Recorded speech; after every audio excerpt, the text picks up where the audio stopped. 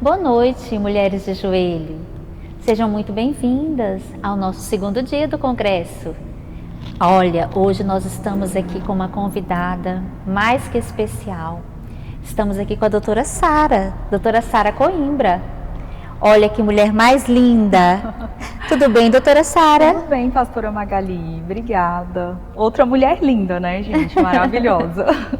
Bom, doutora, a doutora Sara, gente, ela é especialista em psicologia. Doutora, eu queria saber um pouquinho da sua vida, de como você se encontrou na psicologia, como que você hoje pode falar um pouquinho dessa caminhada? Bom, então vou falar um pouquinho, vou responder, né, sobre a minha carreira. Aos 9 anos de idade eu assisti uma novela, 4x4, se eu não me engano, e tinha uma psicóloga chamada Abigail. Foi aí que eu conheci essa profissão. Ela era uma mulher muito extrovertida, muito sábia, né, muito descolada, e eu fiquei bem interessada na profissão, pesquisei, e desde os 9 anos eu decidi ser psicóloga. Meu pai quis me empurrar um pouquinho assim para a área do direito, mas ele não conseguiu, né? Eu fui persistente no meu sonho. E aí entrei na faculdade aos 18, me formei em 2005. Quando eu me formei, nós chegamos a abrir um consultório, né? Eu, com a ajuda dos meus pais, nós abrimos um consultório aqui, na Samambaia mesmo. E aí até que a minha mãe conversou com a Meire, né? E aí a Meire trabalhava numa clínica de trânsito e falou sobre essa área. Depois veio uma psicóloga e me ajudou, e aí eu comecei a trilhar pela área da psicologia do trânsito, né? E fiz especialização em trânsito, depois eu fiz também especialização em atendimento online e hoje eu estou cursando neuropsicologia.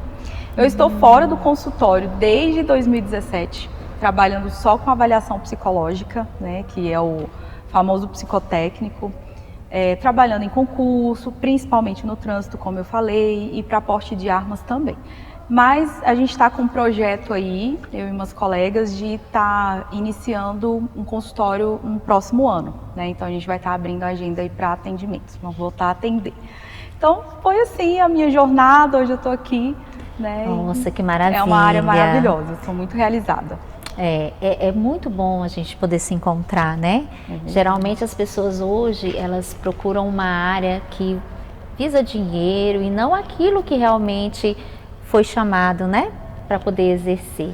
Mas que história bonita, viu? Obrigada. Olha só, eu queria que você falasse para mim qual é a diferença entre a alma feminina e a alma masculina. Você pode falar um pouquinho para nós? Posso, sim. Bom, então, quando a gente fala em alma, a alma é a nossa mente, né? Então, a nossa mente ela é influenciada por vários fatores. Tanto o organismo, né, do homem e da mulher, que eles são diferentes, como fatores sociais, a educação, o ambiente, tudo isso vem influenciando. Por exemplo, o cérebro masculino, ele tem pequenas diferenças do cérebro feminino. Tem algumas áreas que são, por exemplo, mais voltada à noção espacial. Já ouviram falar, homem dirige melhor, né? Porque no cérebro deles existe um campo maior para esse tipo de função, né? Por exemplo, as mulheres já são melhores na comunicação, porque no cérebro feminino existem campos maiores, né, que trazem essas habilidades para a mulher se comunicar. Então, assim, a gente já vê essas diferenças, né? O cérebro masculino é melhor com lógica, com mecânica, né, como eu disse, com a noção espacial, e o cérebro feminino é melhor com sentimentos, sensibilidade. E com a atenção? A atenção do homem ela é mais concentrada, né? Eu acho que quem tem um homem em casa sabe como é que é. Quando fala assim, pega tal coisa, o homem nunca vai encontrar. Exatamente. Vai lá, procura um suco na geladeira, ele não vai achar, porque ele olha para a geladeira e a atenção dele divide ali. E ele não consegue encontrar mesmo, porque ele só consegue ver uma coisa por vez. Né? Então, assim, quando o homem está no trabalho, fazendo um trabalho, numa atividade, numa leitura, ele não gosta de ser interrompido, ele só consegue fazer aquilo ali, ele é focado. né? E a mulher não, a mulher já tem habilidades com a atenção dela se dividir entre várias coisas. A mulher consegue cuidar do menino, fazer a comida, falar com a amiga ao celular, né? Ainda ver TV. Então, assim, a mulher tem essa habilidade bem mais desenvolvida do que os homens, né? Nossa. Ou não diria tão desenvolvida, mas diferente, né? Às vezes ela tem essa dificuldade de se concentrar também, que o homem já consegue mais. Como Deus é perfeito, né? É verdade. Cada um com as suas qualidades. Isso. E a outra questão também é que a mulher ela é cíclica, né? Nós temos um ciclo menstrual. Então isso altera muito a alma feminina. Porque nós, durante ali o nosso ciclo, são liberados níveis diferentes de serotonina no nosso cérebro. Então, assim, uma hora a mulher vai estar mais melancólica, mais depressiva, outra hora ela vai estar mais alegre, mais disposta, né? Então, isso tudo vai deixando a mulher mais vulnerável aos transtornos psicológicos, né? Tanto é que hoje já é comprovado, né, que 40%, a mulher tem 40% a mais de chances de desenvolver um transtorno psicológico. Nossa, é mesmo? É bem maior do que os homens. Então, assim, é bem maior mesmo a propensão da mulher, né? Então, como eu falei, devido a todos esses fatores, né? E as doenças que a mulher mais desenvolve é depressão, ansiedade e compulsões alimentares. Então quer dizer que as mulheres têm mais propensão a ter depressão do que os homens? Sim, elas têm mais propensão. Que interessante. Se eu não me engano, a depressão, agora eu não tenho esses dados corretamente, mas se eu não me engano, a depressão é 60% a mais de chance e a ansiedade 70% ou 75% a mais. Então, assim, é bem grande mesmo. Por isso que hoje nos consultórios nós temos muito mais pacientes, né, as mulheres do que os homens. Por quais motivos? Justamente por essa vulnerabilidade aos transtornos psicológicos. E também porque, como eu até expliquei, né, o cérebro da mulher, ele é mais ligado aos sentimentos, né, a essas percepções subjetivas. O homem, ele já é mais objetivo. Então, muitas vezes, ele até deixa passar, né, às vezes até tem demanda, mas ele deixa passar, ele não reconhece o transtorno. O homem tem muito mais resistência a olhar os seus próprios sentimentos, a se olhar e a ver essa necessidade de tratamento. Ah, nossa, gente, quanta curiosidade, né? Sim. Esse assunto é um assunto que ele está aí em todo o tempo, todos nós passando por isso, né? A mídia fala muito sobre isso. Então, tendo em vista que essas doenças psicológicas são mais comuns, a depressão, a ansiedade, o estresse, me fala sobre mais ou menos assim, quais são os sintomas de cada um deles. Então, meninas, nesse momento, né, eu quero até sugerir para que vocês comecem a anotar. Eu vou ler alguns sintomas, são muitos, então vocês vão anotar esses sintomas para tentar identificar se vocês têm alguma propensão a algum transtorno psicológico, se precisa procurar alguma ajuda. Então seria interessante vocês pegarem aí um papel e uma caneta, ou pega o bloco de notas do celular, né? E eu vou falar um pouquinho aqui de sintomas de 3 doenças, que é a depressão, a ansiedade e o estresse, que são doenças mais comuns, né, que a gente tem hoje na nossa sociedade. Então, vamos lá. Eu vou falar primeiro da depressão e eu vou estar falando 11 sintomas. Se vocês identificarem pelo menos 5 desses sintomas e eles estiverem sendo persistentes, aí já é um sinal de que você precisa buscar alguma ajuda, tá? Então, olha só, a depressão tem como sintoma a angústia, que é diferente da tristeza. A angústia é aquela dor no peito que não passa nunca, né? Ela está sempre ali apertando o seu peito. A falta de prazer em atividades que você fazia anteriormente com muito prazer e hoje não tem mais. O sentimento de vazio, né, de que está tudo vazio, de tristeza. 4, falta de energia para as tarefas corriqueiras, para se arrumar, né, para cuidar da família. Qualquer atividade, assim, você se sente cansada constantemente, também é um sintoma. Irritabilidade excessiva, qualquer coisinha, né, fica irritada. Dores no corpo, distúrbios do sono, ou dormir demais, ou não dormir, a insônia, né? A falta de concentração também é um sintoma, a lentidão, a tendência ao abuso de álcool e drogas também é um sintoma, porque muitas vezes se torna como uma medicação, né, para aliviar a depressão. E o sintoma mais grave que a gente tem na depressão são os pensamentos suicidas, né? Vontade de morrer, e aí a gente já fica bem preocupado mesmo, porque é como se fosse um estágio final da depressão. Entendo. Do paciente, assim, quando ele está planejando a morte dele, quando ele está querendo morrer, então é um sinal de alerta muito grande que às vezes necessita até mesmo de internação. Então, agora eu vou falar os sintomas da ansiedade. Estão anotando aí, né, meninas? Nós vamos falar de 13 sintomas. Então, se você identificar metade aí desses sintomas, já é um sinal de alerta, tá bom? O primeiro seria ver perigo em tudo. Né? Eu vou atravessar a rua. Não, eu não posso atravessar a rua porque eu vou ser atropelada, e começa a sofrer com aquilo, né? Tem medo de tudo. Segundo, o apetite desregulado, ou fome demais, né? Ou a falta do apetite. Terceiro, alteração no sono, também é um sintoma da depressão, né? A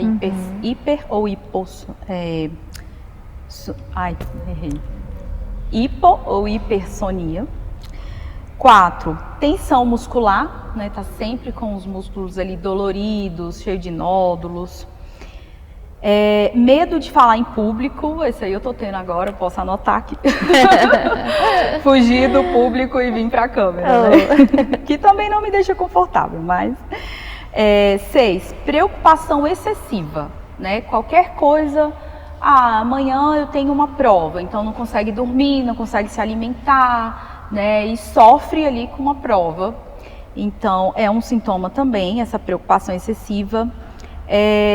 Aquela mulher que vive à beira de ataques de nervo. Eu não tenho filhos, mas fala aí, Magali, eu acho que as mães passam bastante por esse teste, né? É verdade. Então, assim, é um controle emocional muito grande. Se você estiver tendo uma crise de ansiedade, você não vai conseguir, né? Qualquer gatilho vai realmente te trazer esse ataque de nervos, e você pode reagir de forma, assim, desmedida, né? Medos irracionais, por exemplo, medo de barata, medo de cachorro, né? Medo de comer um alimento e morrer. Então, tudo isso, esse medo também é um sinal da ansiedade. Inquietação, né? Vocês já viram gente que não consegue ficar parado, tá sempre balançando o pé, balançando a cabeça, né? Então, são sinais de inquietação. Sintomas físicos, que a ansiedade traz também, esses sintomas, que são palpitações, sudorese, tremores, né? Pensamentos obsessivos, por exemplo... Se você passa por um conflito e você não consegue tirar aquele conflito ali da cabeça, você fica 24 horas focada, né, com um pensamento obsessivo ali, e aquilo te traz um sofrimento muito grande, você não consegue focar em outra coisa. Esse também é um sintoma de um transtorno de ansiedade, tá? Perfeccionismo e problemas digestivos também são sintomas da ansiedade. É mesmo? Sim, afeta, né? Porque o que acontece? Nós desenvolvemos doenças psicossomáticas. Quando não tratamos esses transtornos mentais, né, esses transtornos psicológicos, vai afetando o corpo. E aí que você está desenvolvendo ali doenças, e aí você pode desenvolver uma gastrite, né, e várias outras doenças. Já tiveram pesquisas que disseram que 80% das doenças que nós temos no corpo, elas são vindas da mente, são doenças psicossomáticas, né? É difícil, né? E é interessante como as pessoas tratam sem preconceito as doenças do corpo, mas na hora de tratar a doença mental tem o preconceito, acha às vezes que é um espírito ruim, né? Não que não possa ser, mas que é ali coisa frescura, né? E não vê como doença. né? É verdade.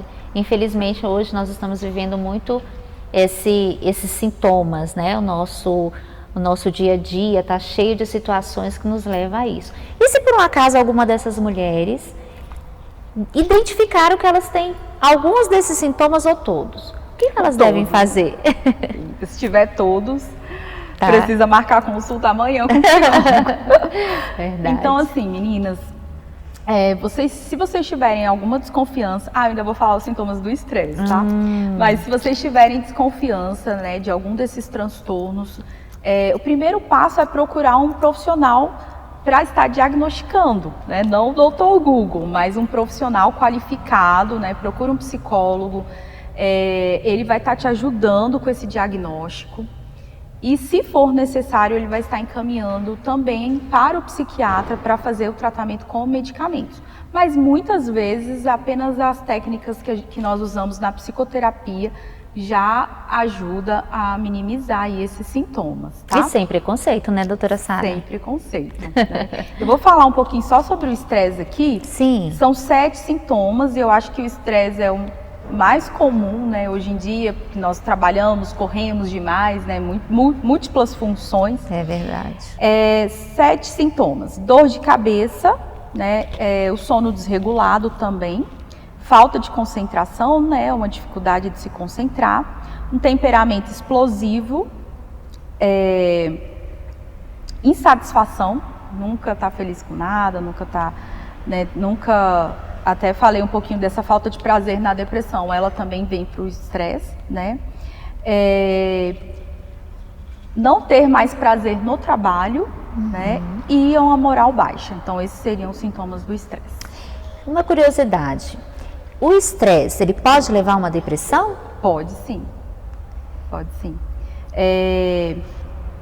Uma das formas da gente prevenir as doenças, os transtornos mentais, é evitar que se desenvolva o estresse, né? Como que a gente evita isso? Atividade física, alimentação, meditação, momentos de relaxamento, pausas em atividades que exijam muita responsabilidade, né, ou que te deixam muito irritados. Então, assim, ter sempre pausas dessas atividades. Então, evitando o estresse é uma forma de evitar outros transtornos mentais também.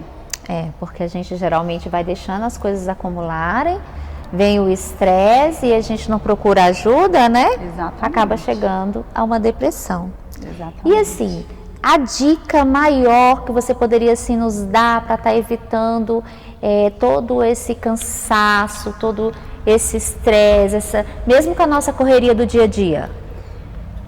Então, primeiramente é ficar atenta a esses sintomas. E não apenas se aparecem vários sintomas, mas se eles estão sendo persistentes e também se eles estão trazendo prejuízos. Por exemplo, eu perdi o emprego porque eu estou muito estressado e acabei explodindo, pedindo demissão, né? Então, trouxe um prejuízo financeiro. Ou eu acabei brigando aqui com meu marido, com os meus filhos, né? Entrei num conflito conjugal, né, porque eu estou muito irritável, né? Então, assim, se tiver havendo algum prejuízo no seu relacionamento, prejuízo financeiro, prejuízo na sua saúde, prejuízo na socialização, tá tendo prejuízo, é porque realmente tem um transtorno ali que está afetando, e se você não tratar, ele vai crescer, ele vai piorar cada vez mais, né? Então, é importante mesmo buscar essa ajuda profissional. E para prevenir, como eu falei, como eu dei as dicas aqui de prevenir o estresse, né? É importante também você buscar o seu histórico genético. Porque os transtornos mentais, eles também são herdados. Entendi. Né? Infelizmente. Então, assim, procure saber se na sua família tem casos de depressão, de ansiedade, já é um alerta. Já fica ali antenado, né? Entendi. Outra coisa também, é muito legal você procurar fazer avaliações psicológicas com o passar do tempo, avaliações neurológicas. Eu estou sentindo a minha memória muito fraquinha, minha atenção muito fraquinha, vou marcar aqui uma consulta com uma psicóloga, vou fazer uma avaliação, né? Então, você não busca um profissional só como uma forma remediativa. Aham. Não é só quando você está doente, mas também você busca um profissional da psicologia como uma forma preventiva. Né? E aí a gente deixa de até mesmo piorar a situação, né? Exatamente. Muitas vezes a gente vai empurrando, quando poderia dar o primeiro passo e evitar tanta coisa, não é verdade? É verdade. E uma coisa muito importante que eu quero falar também é que trazem esses transtornos mentais para a mulher é a sua exposição à violência física e agressiva. Então, mulheres não permitam, porque quando é recorrente, essas agressões físicas e verbais, elas vão deixando traumas na sua alma, né? E esse trauma, ele vai aparecer como forma de um transtorno mental. Então, se cuidem, se você está sofrendo algum tipo de agressão, procure ajuda, né? Não fique vivendo essa situação, porque uma hora ou outra você vai adoecer. Né? Isso é muito importante. E é um dos motivos também, quando você me perguntou por que as mulheres têm maior propensão às doenças mentais, um dos motivos é esse, né? Que é a vulnerabilidade à violência, que inclusive aumentou bastante os índices de violência, de suicídio na pandemia. Né? Isso é uma verdade. Temos que ficar alerta. Temos que ficar alerta. Doutora Sara, muito obrigada. Olha, quanto aprendizado nesta noite. Meninas, eu tenho certeza que vocês aprenderam demais, porque eu aprendi. E agora eu vou ficar ligadíssima nesses sintomas, para que a gente não venha adoecer. Eu quero agradecer demais, viu? Eu que agradeço a confiança, o convite, foi um prazer estar aqui. E volte mais vezes. Voltarei sim, só chamar. Ok, obrigada. Beijo, meninas, muito obrigada.